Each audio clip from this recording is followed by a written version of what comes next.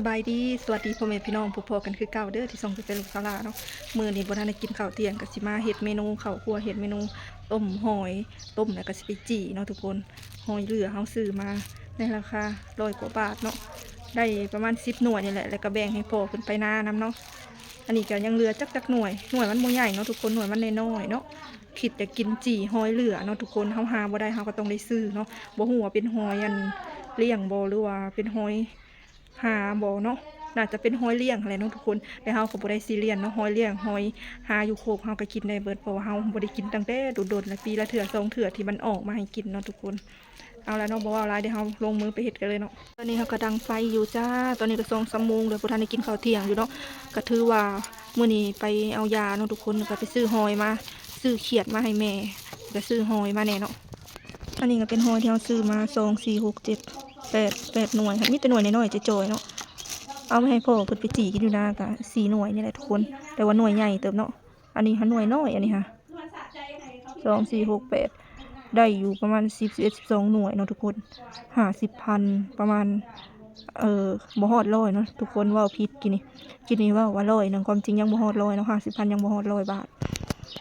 หน่วยมันอยากจ่อยเนาะทุกคนหน่วยบ่ได้ใหญ่ปานใดหอยเหลือ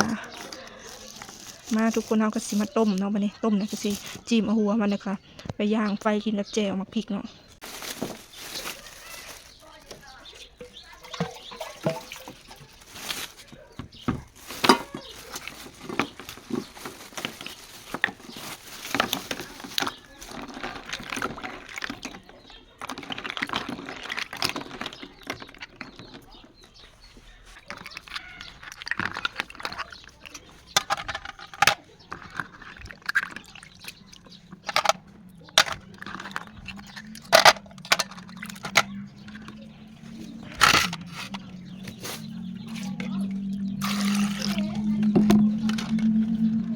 เฮาก็สิไปข้างใส่ไฟกันเลยเนาะทุกคนเฮาสิต้มก่อนจังสิเอาไป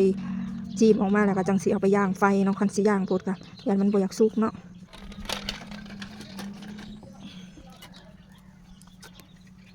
นี่เฮาก็สิมาจีมักพริกเนาะทุกคน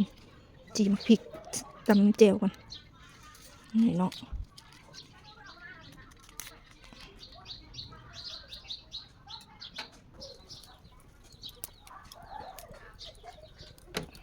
จีมักพริกก่อนทุกคน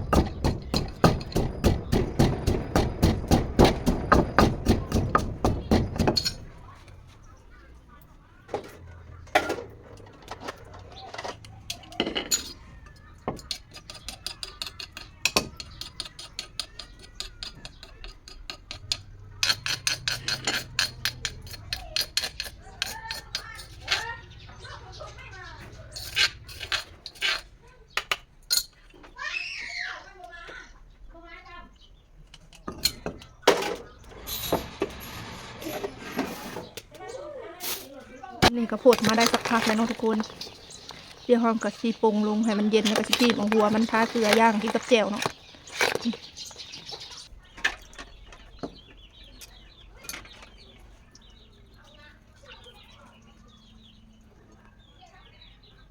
นี่ทุกคนหลังจากจิ้มออกมาเอาออกมาเบิดขี่เบิดอย่างแบบนี้เลยเนาะ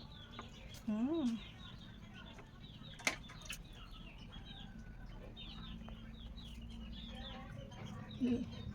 ตัวจ่อยก็จ่อยตัวตุ้ยก็ตุ้ยขี้อ่อนๆมันก็สามารถกินได้เนาะ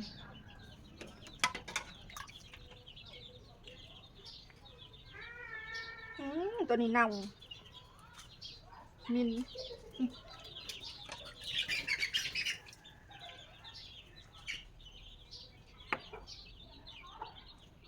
หน่วยเน่าแล้วก็มี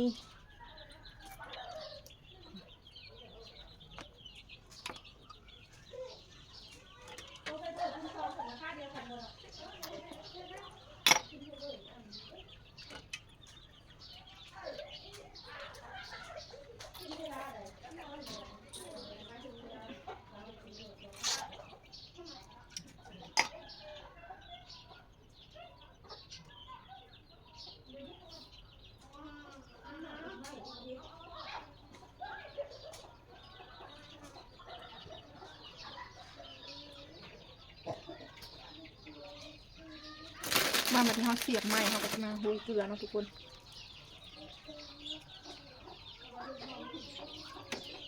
ต้มแล้วมาเสียบแล้วก็มาโรยเกลือเนาะนี่ก็สิได้ประมาณนี้แหละพ่อแม่พี่น้องได้ประมาณนี้เนาะโรยเหลือทุกคนเดี๋ยวสิมาย่างไฟเนาะย่างไฟมันแห้มๆจะสิกิน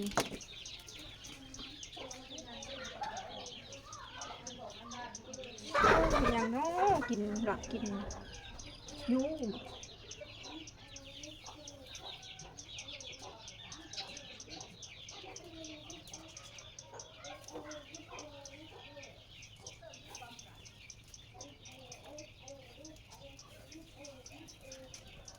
ไม้ที่สอง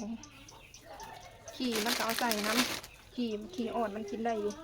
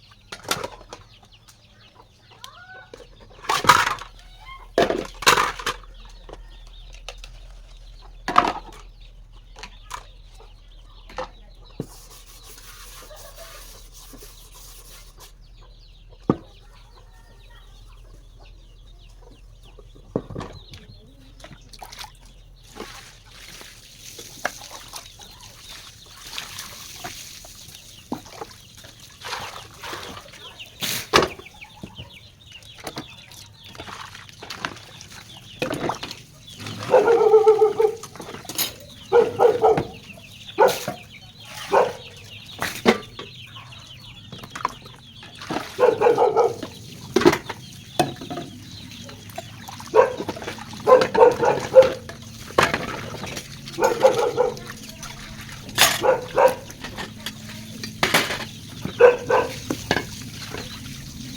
นนี้จีหอยของเรากาไก่ซิซุปเลยเนาะพ่อแม่พี่น้องถิ่มตัวหนึ่งยัง7ตัวเนาะจีใส่เกลือหอยกับมันพ่อแม่พี่น้องมันสดชวดนี่กระซุกแล้วเรียบร้อยพ่อแม่พี่น้องเลยจีหอยเฮาเดี๋ยวสิมันกิน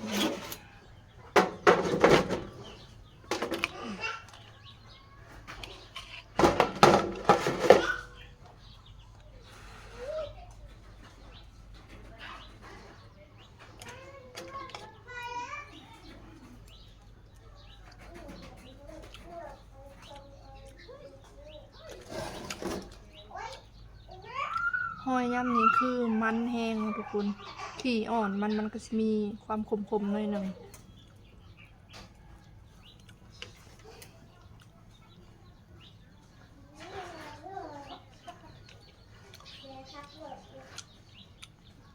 ขี่อ่อนสามารถกินได้จะมีความคมๆหน่อยหนึ่งเนาะนี่ขี่มันอันนี้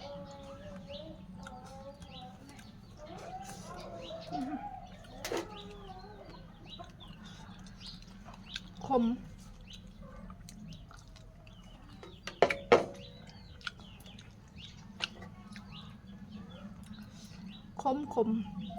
อันนี้จะเป็นหัว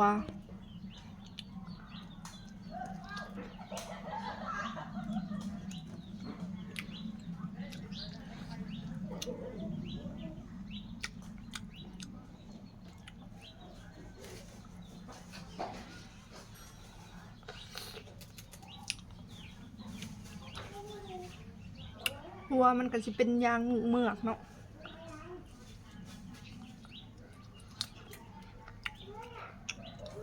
ยางเมือกคมน้อยหนึ่งคือกันแต่คมโมแห้งสำขี่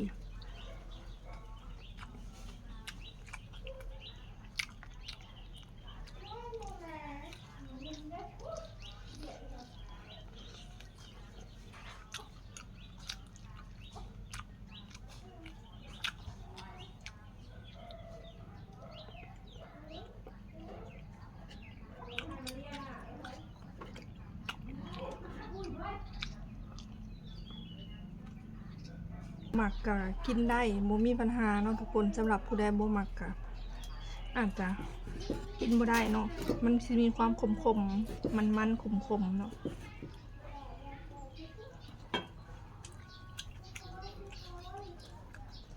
ข่อยนี่คือกินขมได้อยู่เนาะผักกระเดาก็ยังกิน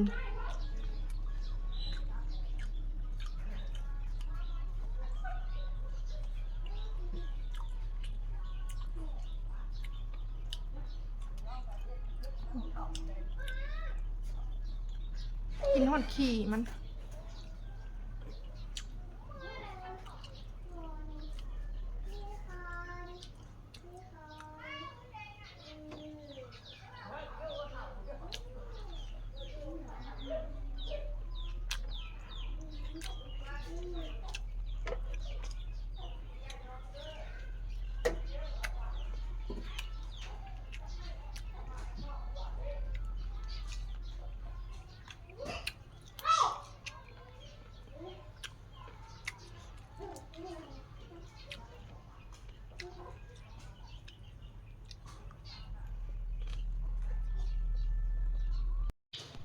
เอาแล้วเนาะพ่อแม่พี่น้องสำหรับคลิปนี้ก็บ่มีหยังหลายมากินข้าวตอนบ่ายๆเนาะข้าวเที่ยงก็จนกลายเป็น